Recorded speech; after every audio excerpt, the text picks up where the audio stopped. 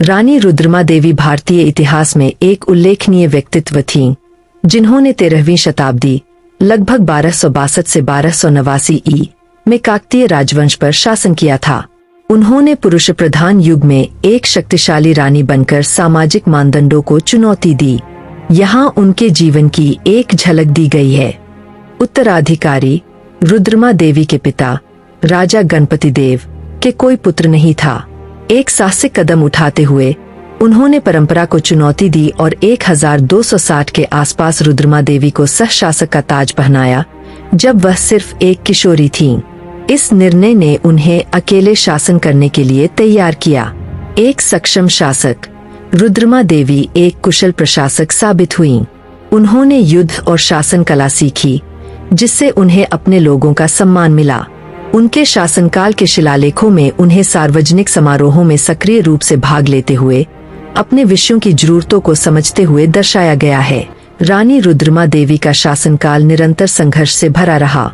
उन्हें देवगिरी के यादवों और उनके शासन के खिलाफ विद्रोह करने वाले अधीनस्थों जैसे पड़ोसी राज्यों से आक्रमण का सामना करना पड़ा। प्रसिद्ध यात्री मार्को पोलो ने उन्हें एक निडर शासक तक कहा। सैन्य विजय चुनौतियों के बावजूद रुद्रमा देवी कई लड़ाइयों में विजयी हुईं।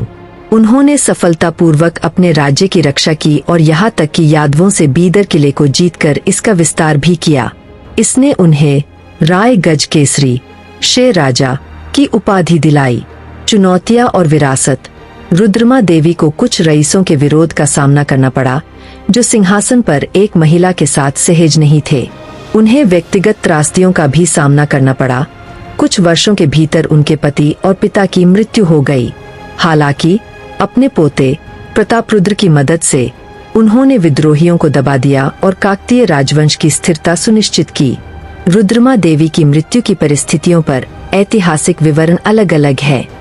कुछ का दावा है कि उन्हें विद्रोही नेता कायस्थ अंबादेव ने पकड़ लिया था और युद्ध में उनकी मृत्यु हो गई थी। दूसरों का सुझाव है कि उनकी मृत्यु प्राकृतिक कारणों से हुई होगी। फिर भी एक मजबूत और सक्षम शासक के रूप में उनकी विरासत जीवित रही। रानी रुद्रमा देवी का शासन उनके साहस और नेतृत्व का प्रमाण है। हालांकि उनकी कहानी सभी ऐतिहासिक विवरणों में व्यापक रूप से मनाई नहीं जा सकती है, लेकिन हाल के दिनों में उन्हें मध्यकालीन भारत की सबसे सफल महिला शासकों में से एक के रूप में सही मायने में पहचाना जाता है।